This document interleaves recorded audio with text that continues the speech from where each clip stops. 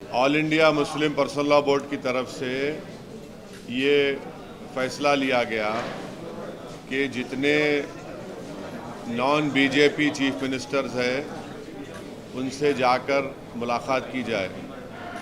तो पिछले हफ्ते तमिलनाडु के सीएम से मुलाकात हुई थी। कल जाकर all India Muslim personal law board के प्रेसिडेंट मौलाना खालिद सैफुल्लाह रहमानी साहब, तेलंगाना के चीफ मिनिस्टर जनाब रेवंत रेड्डी साहब से मुलाकात की है और हम लोग इन मुलाकातों में ये बता रहे हैं कि जो बीजेपी एनडीए की गवर्नमेंट ने जो वक्फ अमेंडमेंट बिल लेकर आया है वो उसके ख़तरात क्या है, उसके डेंजर्स क्या है और उस बिल में वक्फ को बचाने के बजाय वक्फ को बर्बाद करने का वो बिल है। और हम लोग वेरियस उसमें प्रोविजंस बता रहे हैं, जो बिल के जो क्लॉजेस हैं उसका हम जिक्र करके बता रहे हैं कि इस बिल के ज़रिए से बीजेपी वक्फ को ख़त्म करना चाहती है और वक्फ प्रॉपर्टीज़ को ख़त्म करना चाहती है। इससे मुसलमानों के फ्रीडम ऑफ रिलीजन में फ़र्क पड़ेगा। इससे आर्टिकल 25, 26, आर्टिकल 14 का वायलेशन होगा। तो ये पूरी कोशिशें की जा रही हैं पर्सनल लॉ बोर्ड की तरफ से और फ्यूचर में personal law board public meetings भी करेगा और उन तमाम अपोजिशन पार्टी के लीडर से भी मुलाकात करेगा जिन्होंने वक्फ बिल की अपोज किया है, जैसा कि वाईएसआर पार्टी भी है, उन्होंने भी पार्लियामेंट में उसको अपोज किया है। और आइंदा वक्फ बोर्ड की तरफ से all India personal law board की तरफ से भी जाकर आंध्र प्रदेश के चीफ मिनिस्टर चंद्रबाबू नायडू साहब से भी मुलाकात की जाएगी। और बिहार में जो all India Muslim personal law board के जो ज़िम्मेदार लोग हैं वो वहाँ पर भी जेडीयू के और हमारे चिराग पासवान साहब से भी वो लोग मुलाकात करके इस वक्फ बिल के बारे में बताएंगे। कल किस तरीके से रेवंत रेड्डी जी की प्रतिक्रिया जो है वो आप मिली, क्या उन्होंने कहा? तो सीएम रेवंत रेड्डी तो हमको बताए कि ऑलरेडी पार्लियामेंट में कांग्रेस के जो लीडर हैं, जो इंट्रोडक्शन ऑफ द बिल के वक़्त जो उन्होंने अपनी अपोजिशन का इजहार किया था वो जनाब केसी वेणुगोपाल थे और उन्होंने उसका जिक्र किया और हमने कहा कि हाँ हमने सुना उस बात को, मगर हम उनको बताए क्लॉज बाय क्लॉज कैसे वो गलत रहेगा। तो फिर वो बताए कि उनके ही ऑर्डर पर यहाँ पर जो तेलंगाना में एक्स मिनिस्टर और कांग्रेस के जो सीनियर लीडर जनाब शब्बीर अली साहब हैं, उन्होंने भी एक कंसल्टेशन रखा था। तो उन्होंने बोले कि हम पूरा इसको और पढ़ेंगे और उनकी पार्टी की जो सेंट्रल लीडरशिप है उनसे भी बात करके ये तमाम आपके कंसर्न्स उन तक हम पहुँचाएँगे। शहजाद अली के डिमोलिशन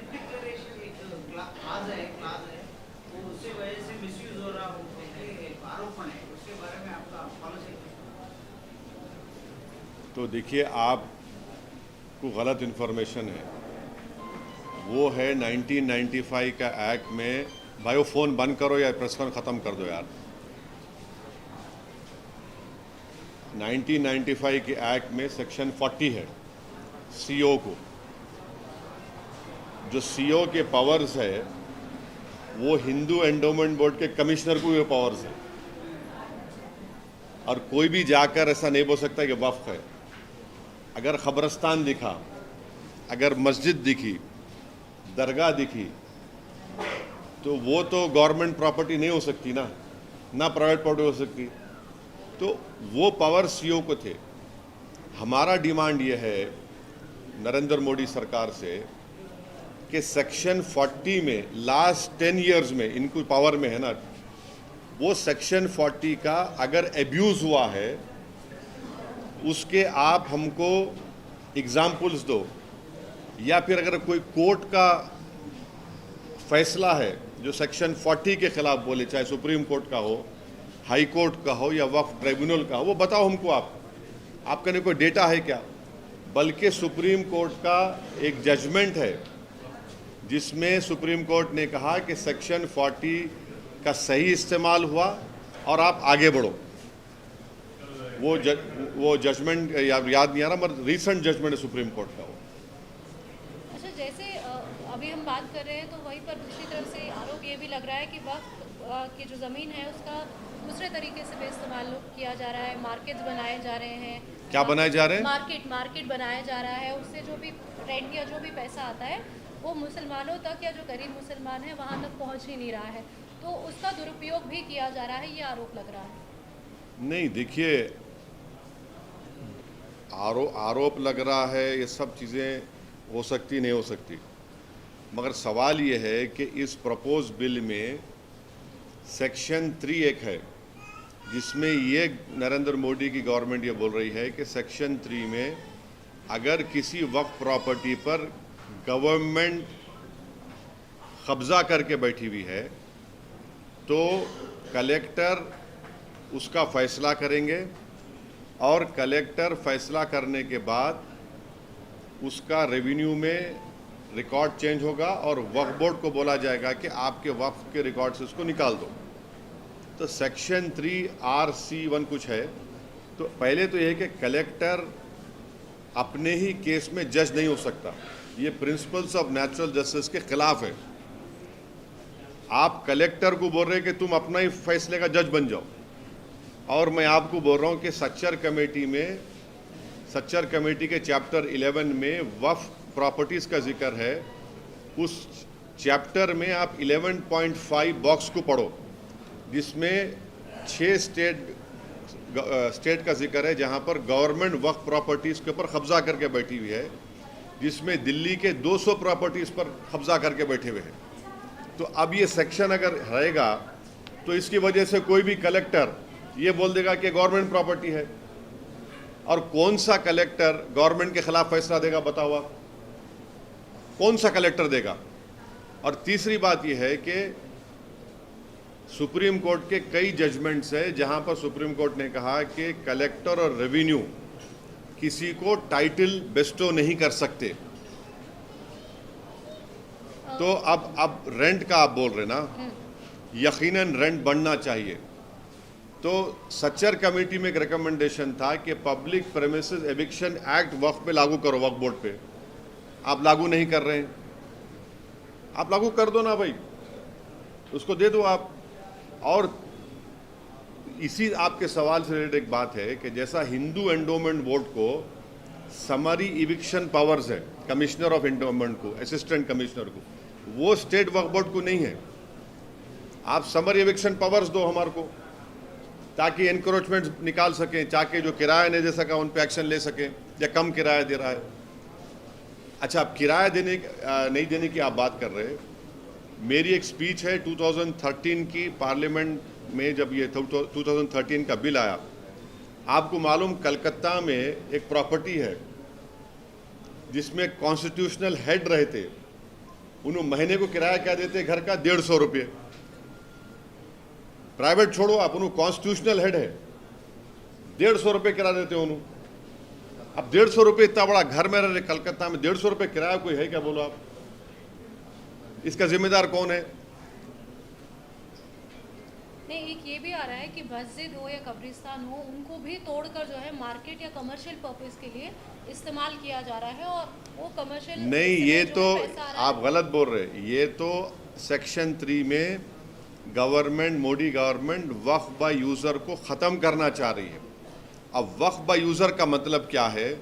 जैसा हिंदू धर्म में बाय कस्टम एंड यूसेज आप उसको मंदिर घोषित करते, बाय कस्टम एंड यूसेज, वैसे ही मुसलमानों में वक्फ बाय यूज़र उस वक्त है जब मस्जिद में जाके मैं नमाज़ पढ़ रहा हूँ, वक्फ बाय यूज़र हो गई।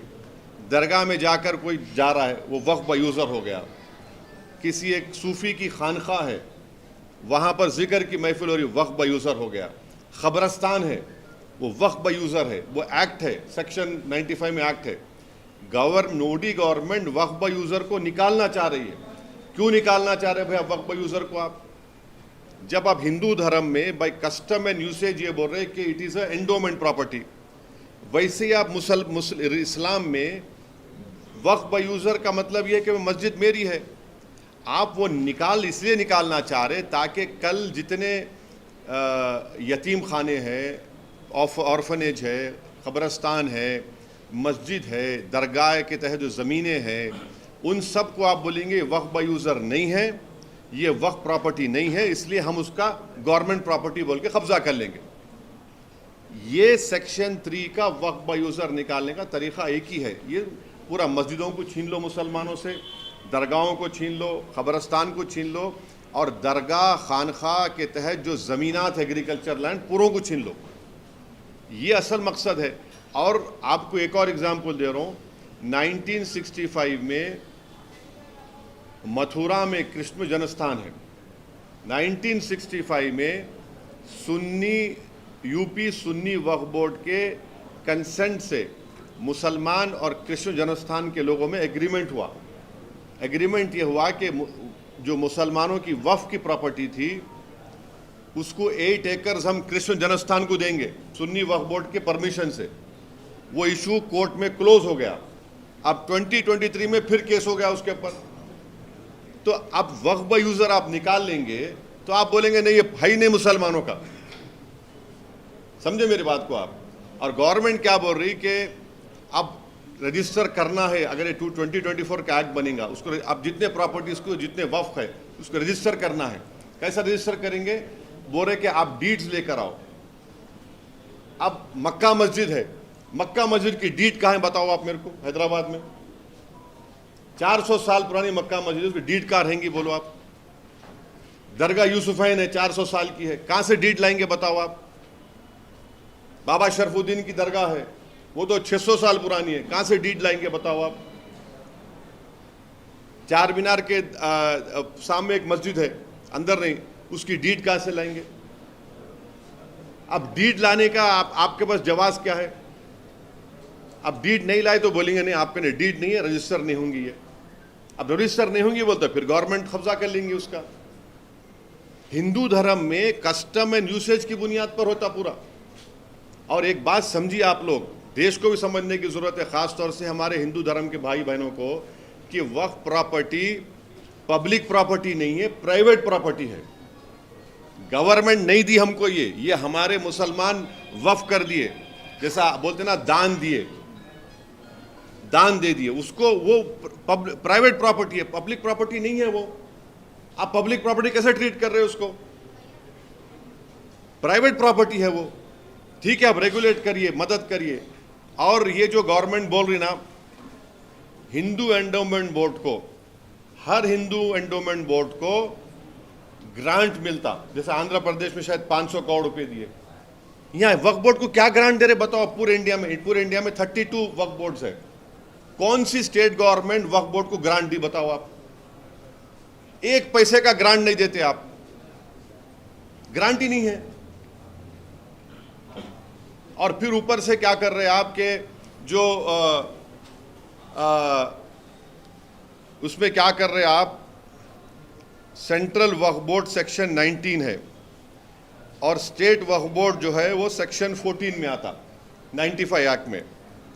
अब उसमें क्या बोल रहे हैं कि मैंडेटरी है सेंट्रल वक्फ बोर्ड में 2 हिंदूज को मेंबर बनाना,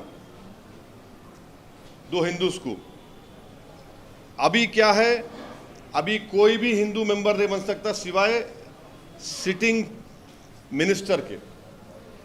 आप हमको ये बताइए, और स्टेट वक्फ बोर्ड में आप तकरीबन सिर्फ चार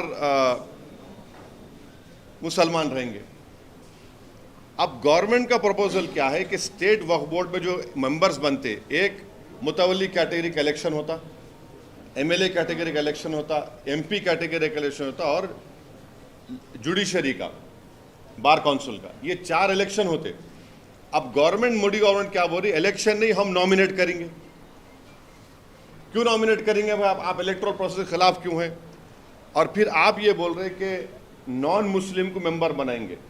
मैं नरेंद्र मोदी को चैलेंज कर रहा हूं और आपके सामने अब जो बोल रहा हूं आप जरा इसको गहराई से सुनिए।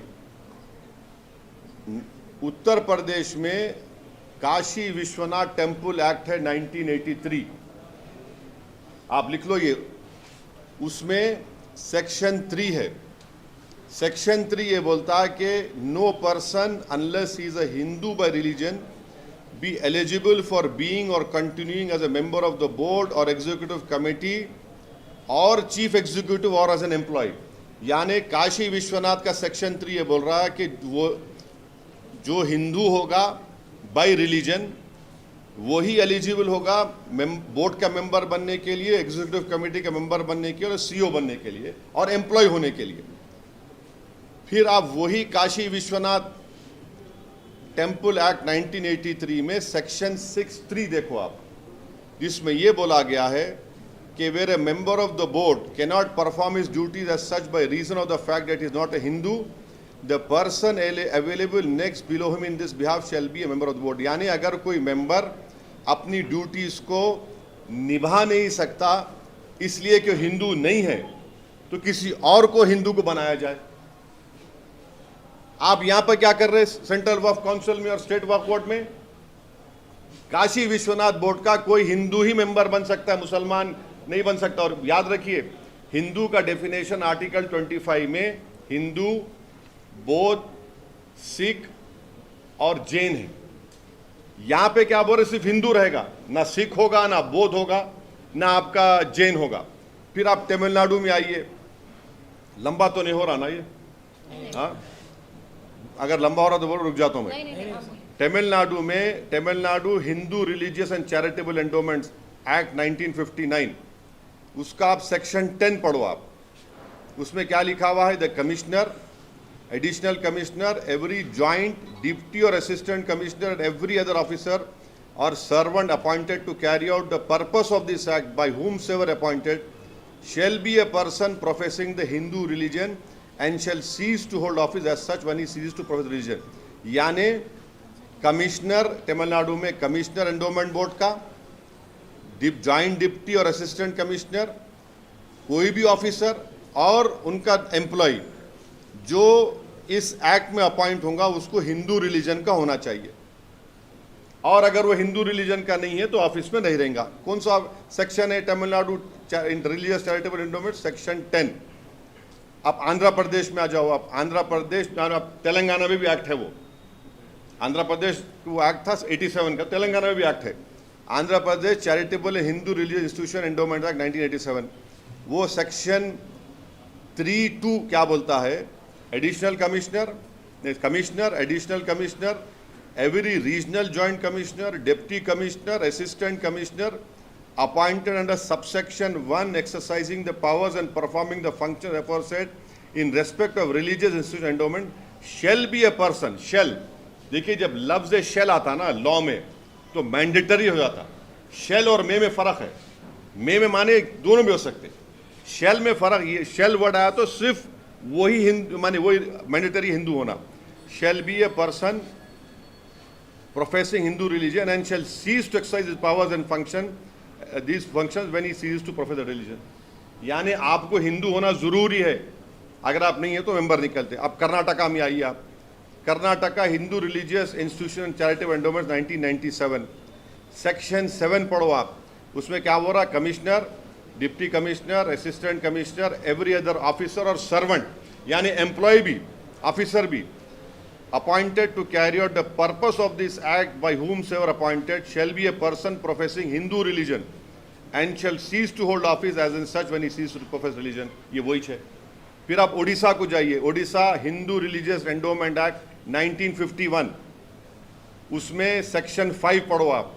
उसमें वही लिखा हुआ है कि the state government may by notification appoint a person who professes the Hindu religion as a member of either judicial, administrative service, retired member thereof to be commissioner of endowments, and they may further appoint such number of deputy commissioner, assistant commissioner as they think fit। फिर उसमें ये बोल रहे अगर कोई Hindu religion नहीं है उसका, उसको ऑफिस सीज कर देना। हमारा क्वेश्चन ये है मैं आपको 5-6 स्टेट्स की मिसाल दिया। अब 95 के एक्ट में, जो अभी एक्ट है, इसमें क्या है, सेक्शन 9 जो वक्फ काउंसिल का है, ये पूरे के पूरे मुसलमान हैं 95 के एक्ट में। अब 2024 में गवर्नमेंट क्या बोल रही है कि 2 members under this section shall be non Muslim, माने 2 मेंबर कम से कम मस्ट है आपको नॉन मुस्लिम बनाना। ये वायलेट करता आर्टिकल 15, 25, 26, 29 कॉन्स्टिट्यूशन। डिस्क्रिमिनेशन है, ये कंप्लीट डिस्क्रिमिनेशन है। अब आप आ जाइए स्टेट वक्फ बोर्ड पे, 90 जो स्टेट वक्फ बोर्ड सेक्शन 14 है 1995, जिसमें पूरे मेंबर मुस्लिम हो सकते, पूरे मेंबर मुस्लिम होते। अब इन्होंने क्या कर दिए, यहां पर क्या कर दिए, खाली 4 कर दिया स्टेट वक्फ बोर्ड में। हमारा बोलना यह है कि भाई साहब, जब काशी विश्वनाथ के एक्ट में, हाँ, फिर आपके तमिलनाडु के Hindu religious charitable endowments act 59 में, आंध्र प्रदेश के charitable Hindu institution endowment act 1987, Karnataka के Hindu religious institution charitable endowment 1997, Odisha के 1951 एक्ट में, इन सब में बोला जा रहा है कि commissioner, assistant commissioner, CO, employ तक हिंदू होना। आप क्यों हमारे पीछे पड़े हुए वक्फ बोर्ड के? अब ये बताओ आप, ये नाइंसाफी नहीं है तो क्या है?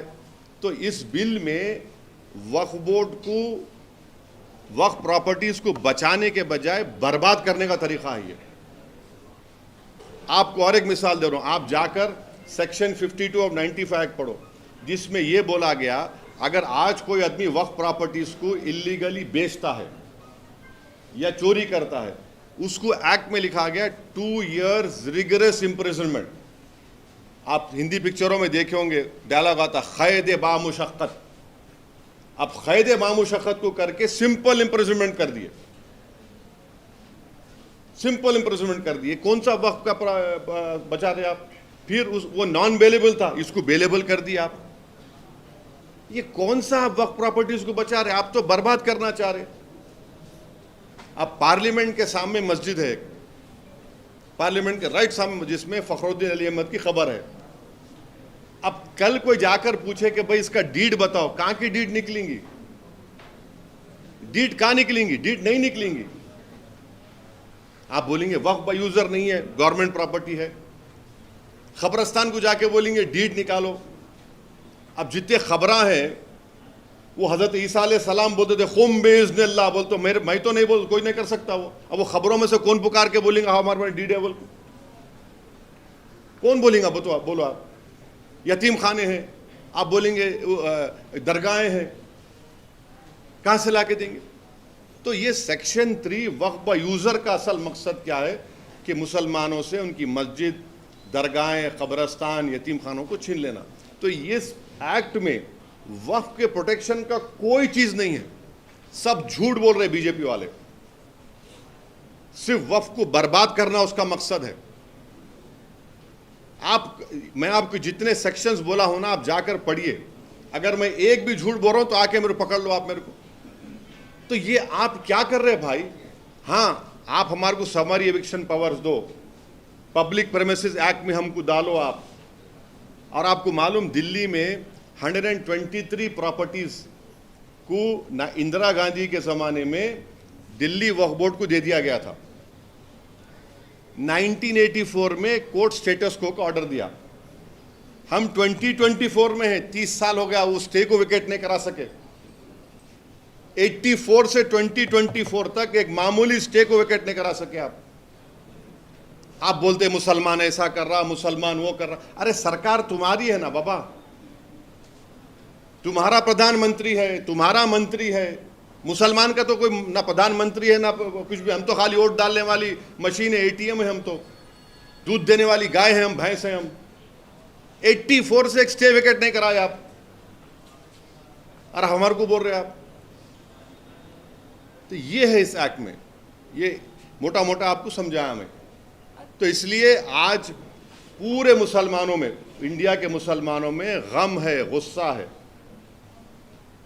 और पूरा मुसलमानों में बात जा चुकी है कि नरेंद्र मोदी मुसलमानों से वक्फ की प्रॉपर्टीज़ को छीनना चाह रहे, मुसलमानों के मस्जिदों को छीनना चाह रहे, कब्रस्तानों को छीनना चाह रहे, एग्रीकल्चर जो वक्फ लैंड है उसको छीनना चाह रहे। वक्फ के बचाने के नाम पे वक्फ को बर्बाद करने का काम नरेंद्र मोदी और उनकी सरकार कर रही है। हमको बताइए आप कैसे ये इसको काबिल कबूल होगा। और हम तो गवर्नमेंट से बोलेंगे कि आपको हम बार बार बोल रहे हैं कि आप इन चीज़ों को सोचो। आप जिस तरीके से आप लैटरल एंट्री को वापस लिए, जिस तरीके से आप दलित के क्रीमी लेयर को वापस ले जा रहे हैं, इस तरीके से इस कानून को भी वापस लो। आप कैसे 17 करोड़ मुसलमानों की ये प्रॉपर्टीज को कैसे छीनना चाहेंगे? आप क्यों छीनना चाह रहे हैं आप? असद जी, एक सवाल ये भी उठता है कि 1954 के जो है वो भी दस्तावेज दिखा रहे हैं। लोग हैं, कुछ मुस्लिम बहुल इलाके हैं, वहाँ पर भी जो मुस्लिम गरीब मुसलमान हैं उनके ज़मीनें हैं, उनका ये कहना है, और उनके बाप दादा से वो ज़मीनें हैं जो तब तक देखिए नहीं, देखिए 1954 के डॉक्यूमेंट्स है, उन्हें कब्जे में है। लेकिन नहीं, एक मेरे सवाल, उन्हें कब्जे में है, कब्जे में है उन्हें। नहीं, अरे बोलो ना, है ना कब्जे में? शर्माओ को आप। नहीं, मैं तो पूछ रही हूँ। नहीं, पूछो नहीं, सुनिए, आप कब्जे में है नहीं है 54 से, है ना कब्जे में? मैं आप मेरी बात को सुनो। आप बोलो, सुनो मैं क्या बोल, है कब्जे में उन्हें, है ना? कब्जे में है ना? उन्हें जब कब्जे में है तो डर किस बात का? आपके ने डॉक्यूमेंट है ना, आप वक्फ ट्रिब्यूनल को जाइए, आप रिप्रेजेंटेशन दीजिए वक्फ बोर्ड को। वक्फ बोर्ड नहीं सुना, वक्फ ट्रिब्यूनल को जाइए, आपका पोजीशन तो है। आप बोलिए हमारा ये वक्फ नहीं है, आप बताइए उसको, कौन रोक रहा है आपको? कोई ऐसा तो नहीं बोल रहे ना कि आप कोर्ट को नहीं, आप ट्रिब्यूनल नहीं जा सकते, आप हाई कोर्ट नहीं जा सकते, आप सुप्रीम कोर्ट नहीं जा सकते। हर जगह जा सकते हैं मगर बेच नहीं सकते, उनकी जरूरत के हिसाब से। हाँ, बेच नहीं सकते, इसलिए नहीं बेच सकते क्योंकि वक्फ में जब वक्फ बोर्ड में जब गज़ेट इशू होता, कैसे गज़ेट इशू होता समझिए आप। गज़ेट कैसे इशू होता? पहले सर्वे कमिश्नर, अब मैं फर्ज करिए मैं कोई प्रॉपर्टी देना चाह रहा हूँ वक्फ के नाम पे, तो मैं वक्फ बोर्ड को लेटर लिखता हूँ कि भाई मेरी ये प्रॉपर्टी है, मैं वक्फ को देना चाह रहा हूँ। वक्फ बोर्ड क्या करता है? सर्वे कमिश्नर को बोलता है। सर्वे कमिश्नर गवर्नमेंट का अपॉइंटी है, मेरा अपॉइंटी नहीं है। सर्वे कमिश्नर बोलता ठीक है, ये असद साहब ये प्रॉपर्टी दिए है, इसका हम सर्वे करेंगे। सर्वे करके वो बोलते कि हाँ इनके डॉक्यूमेंट्स है, इनका ने टाइटल है, जो भी है, देख के उन्हें लेटर लिखते स्टेट गवर्नमेंट को कि ये प्रॉपर्टी वक्फ हो सकती, नंबर 1। उसके बाद स्टेट गवर्नमेंट एक गज़ेट इशू करती और वो गज़ेट के खिलाफ 1 साल तक मुसलमानों को राइट है कि आप उसका गज़ेट को अपोज करें कि नहीं भाई असद साहब की प्रॉपर्टी वक्फ नहीं हो सकती, हमारा शेयर है इसमें। 1 ईयर के बाद आप अपोज नहीं कर सकते। नॉन मुस्लिम के लिए कोई टाइम लिमिट नहीं है, कोई टाइम लिमिट नहीं है, आप करिए ना। कौन रोक रहा है आपको?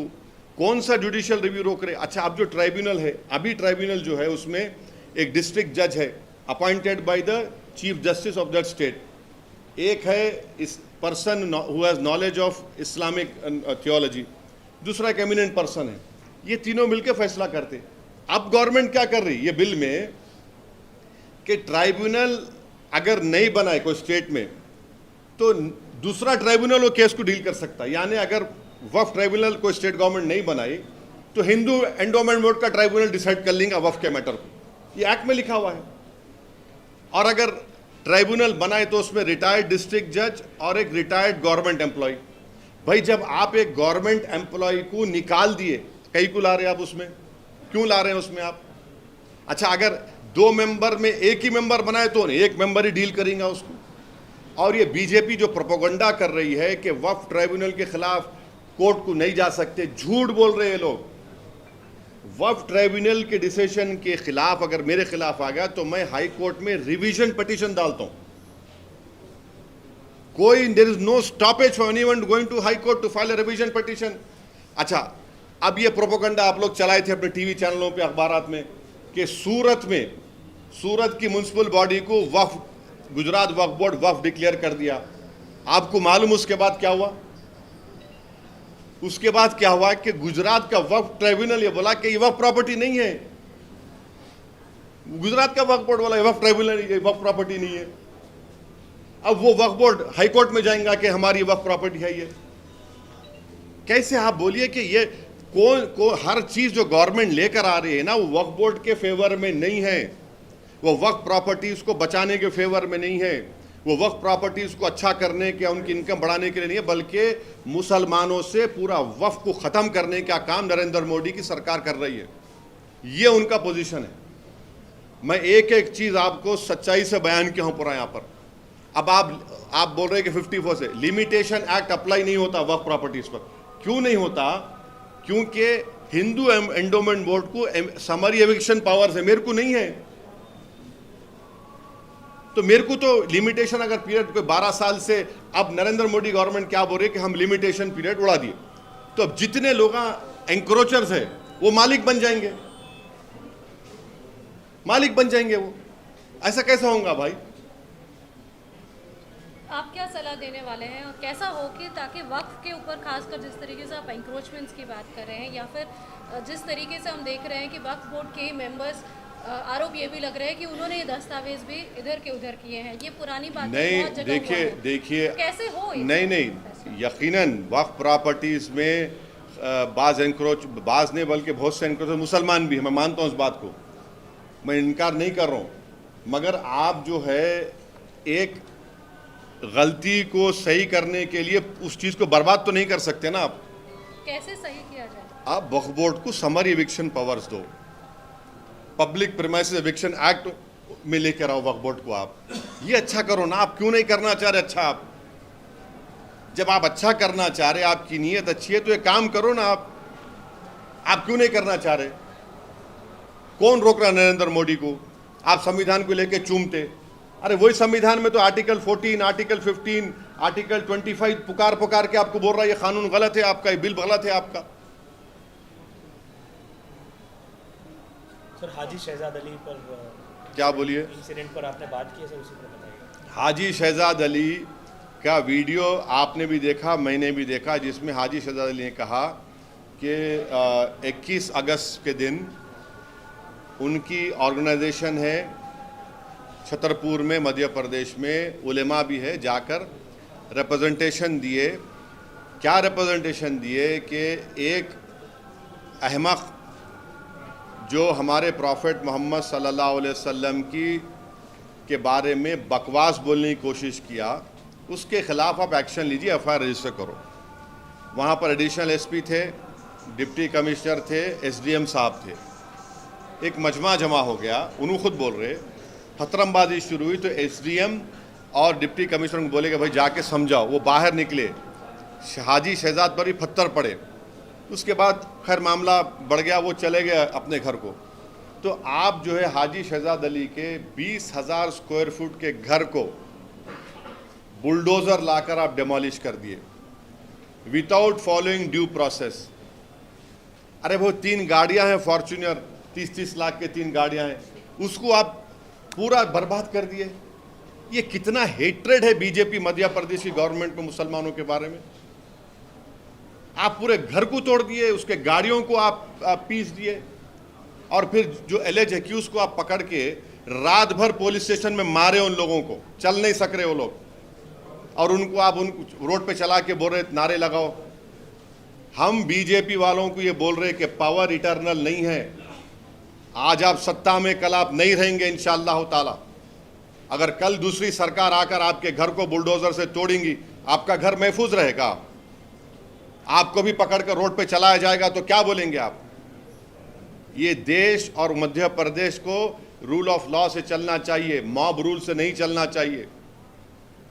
नरेंद्र मोदी अगर कॉन्स्टिट्यूशन को, आइन को चूम रहे हैं तो फिर उनको बताया जाए कि ये कौन सा कॉन्स्टिट्यूशन का प्रिंसिपल फॉलो कर रहे हैं आप। ये बुलडोजर जाके तोड़ दे रहे आप और बोल रहे नहीं इलीगल था। तो इलीगल आपको उसी दिन मालूम हुआ, पहले नहीं मालूम हुआ? उसके गाड़ियों को क्यों तोड़ा आपने? आप पूरी मुस्लिम कम्युनिटी को बीजेपी कलेक्टिव पनिशमेंट दे रही है, और जो लोग आज सत्ता के नशे में, गुरूर में आकर बुलडोजर से मुसलमानों के घरों को तोड़ रहे हैं, याद रखो गरीब की बद्दुआ तुम लोगों को बर्बाद करेंगी। और गरीब चाहे कोई हिंदू हो, मुसलमान हो, दलित हो, तो उसकी बदुआ तुमको बर्बाद करेंगी। जो लोग आज बुलडोज़र से अपनी ताकत के मज़ाहरे कर रहे, कल इलेक्शन आएगा तो पब्लिक अपने वोट के ज़रिए तुमको डिमोलिश करेंगे इंशाल्लाह। और ये होने वाला है। जो कोई भी बुलडोज़र के ज़रिए गरीबों के घरों को तोड़ रहा, तुम तैयार हो जाओ, तुम्हारे इख्तिदार के महल भी डिमोलिश होंगे एक दिन। जैसे वाराणसी में हुआ और अब हम देख रहे हैं कि रेवंत रेड्डी जी भी बुलडोज़र का ही इस्तेमाल कर रहे हैं। उसमें आपके एमआईएम के एक नेता जो है उनका भी नाम आ रहा है कि उनकी भी ज़मीन या फिर उन्होंने भी वहाँ पर अवैध तरीके से हमने हमारे कॉरपोरेटर्स ने मेयर साहिबा से कमिश्नर के पास जाकर वो जो हाइड्रा बनाया गया है उसको हमने बताया है कि वो उसका कोई लेजिस्लेटिव लीगल बैकिंग नहीं है, उसको वो पब्लिक डोमेन में है। और फिर हमारे एमएलए कौसर साहब जाकर चीफ सेक्रेटरी को भी बोले हैं, ये बात हम बोले हैं। और तीसरी बात ये है कि जीएचएमसी का जो ऑफिस है, अभी जीएचएमसी का ऑफिस है ना, तो हम लोग जो है हमारे स्कूल में जब हम लोग बस में जाते थे, हैदराबाद पब्लिक स्कूल को बस में जाते थे, मेरे को अच्छी तरह याद है हमारी जो बस होती थी वापसी में ऐसा आती थी, या फिर कभी कभी मैं पब्लिक स्कूल को जाता था बस पकड़ के, एक बस नंबर 7 होती थी, अभी भी होंगी, डबल डेकर में बैठ जाता था मैं, ऊपर बैठने का बड़ा शौक था मेरे को। हाँ, वो लिबर्टी से जाती थी, लिबर्टी से टैंक बन जाती थी। वहाँ पर जहाँ पर जीएचएमसी का ऑफिस है वहाँ पर एक वाटरफॉल था, मैं ही देखा सो हूँ। नेकलेस रोड एफटीएल पर है, तोड़ो उसको आप। नेकलेस रोड एफटीएल पे है, बोल रहा हूं मैं आपको, तोड़ते आप उसको? तोड़ना चाहिए ना भाई, कौन रोक रहा आपको? एफटीएल है, सीसीएमबी का, गवर्नमेंट ऑफ इंडिया का ऑफिस है हिमायत सागर के पास, बना लिया आप, गवर्नमेंट ऑफ इंडिया का है। तो ये हमारा ऑब्जेक्शन इस बात पर है, ये हमारा ऑब्जेक्शन इस बात पर है।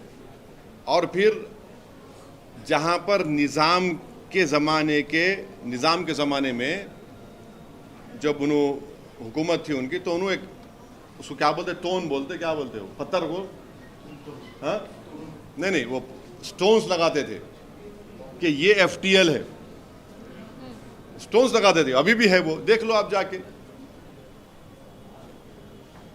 ये है हमारा, हम तो चीफ सेक्रेटरी मैडम को भी बोले, मेयर साहिबा को भी बोले, अब वो गवर्नमेंट देखना उसको। आपको लग रहा है कि एफटीएल में जितनी भी हैं उनको तोड़ा जाना चाहिए? आपने देखिए, आपके सवाल का जवाब इतना ही दे रहा हूं मैं, जो मैं भी दे चुका। और कुछ पूछना है?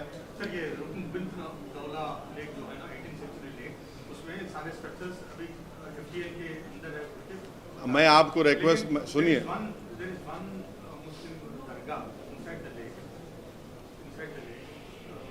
अच्छा और एक बात, एफटीएल में और एक बात है, गोलकुंडा में गोल्फ कोर्स है, एफटीएल में है। अब कितने लोग गोल्फ खेलते हैं, मैं तो जिंदगी में मेरे को मालूम ही नहीं गोल्फ क्या होता, एफटीएल में है। आप देख लो, वो जाके देखो आप, गोल्फ कोर्स एफटीएल में है। अच्छा, कितने आईएएस आईपीएस ऑफिसर जाके खेलते, टिक टिक टिक टिक, वहां पे 3-3 घंटे खेलते आईएएस आईपीएस अफसर वहां पे, वही गोल्फ कोर्स में। फोटो निकाल के डालता हूं मैं, अब कौन से आईएएस आईपीएस और खेलते गोल्फ कोर्स वहां पे, 4-4 घंटे खेलते गोल्फ का। खेलने गए तो 3 घंटे खेलना पड़ता, एक होल क्या क्या रहता वो लंबा होता। भाई क्या हो रहा है फिर? ये वो दरगाह क्या बोल रहे आप?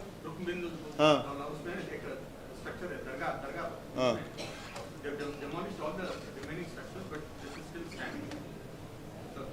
दरगाह को वैसे no, I am thankful for the small mercies. I am thankful for those small mercies. What can I say? लेकिन जरूरत है, आपको लग रहा है क्या? आज की तारीख में जिस तरीके से यहाँ की जनसंख्या बढ़ रही है, देखिए मैडम, जनसंख्या बढ़ रही है तो मुसलमान जिम्मेदार? अरे छोड़िए ना, अरे छोड़िए ना, ये क्या की जरूरत है? अब देखिए, हमारा जो पार्टी का स्टैंड है, हम मेयर साहिबा को, चीफ सेक्रेटरी मैडम को हम दे चुके हैं। अब उनको डिसाइड करना है। अब गवर्नमेंट जो फैसला ले रही है वो गवर्नमेंट ले रही है। हम तो यही बोलेंगे कि हम जो दिए आप रिप्रेजेंटेशन का एग्जामिन कर लो आप। सर, ऐसा पता चल रहा है कि नीतीश कुमार और चंद्रबाबू नायडू ने इन प्रिंसिपल ये अमेंडमेंट बिल को अपोज कर रहे हैं। आप रिपोर्टेड देखिए, I cannot speak for both of these political party और these leaders, it is for them to say, but definitely the TDP MP when he stood up in the parliament, Mr. Balayogi's son, late Balayogi's son, he said that this should be referred to a committee. That is on record, he said. But I cannot speak for them. It is वो party है, वो लोग बोल सकते हैं अपने बारे में। Would you like to say to them, sir? यानी हम तो उनसे यही बोलेंगे कि ये जो चीज़ें बताया हूँ मैं, ये आप इस पर गौर करिए। ये वक्फ के इंटरेस्ट में नहीं लाया जा रहा है एक्ट, ये वक्फ प्रॉपर्टीज़ को बचाने के लिए एक्ट नहीं लाया जा रहा है। ये जो आरोप लग रहा है कि वक्फ की प्रॉपर्टी या फिर वक्फ से जो मेंबर्स हैं या फिर जो जिम्मेदार लोग हैं वही लोग जो है मस्जिद और बाकी जो भी कब्रिस्तान जैसी जगहों को बर्बाद करके या उनको गिरा कर जो है उसके ऊपर मार्केट प्लेस बना रहे हैं। मेरा सवाल ये था, क्या ये सच में ऐसा हो रहा है? आप इसको मानते हैं? नहीं, कहाँ हो रहा है हमको बताइए ना। मैं आपको एक मिसाल दे रहा हूँ। अब इसमें से बात चैनल नहीं चलाएंगे इसको। एक यतीम खाना था बम्बई में, यतीम खाने को 20 करोड़ रुपए में बादशाह सलामत खरीद लिए। बादशाह सलामत यतीम खाने को खरीद के आलीशान पैलेस बना लिए। वो केस सुप्रीम कोर्ट में चल रहा। अब उसका जिम्मेदार कौन है? हम हैं। औरंगाबाद जालना रोड है, वहाँ जाके देखो आप कौन कब्जा करके बैठा हुआ है, कौन सी पॉलिटिकल पार्टी का आदमी बैठा हुआ है वहाँ पे। आप देख लो, आप कौन है सर? वो देख लो आप जाके। दिल्ली में 2 5 स्टार होटल है, किसकी जमीन पे 5 स्टार होटल बनी हुई है भाई साहब? ये मामू की दुकान पे नाना की फातिया कौन कर रहे? देख लो आप,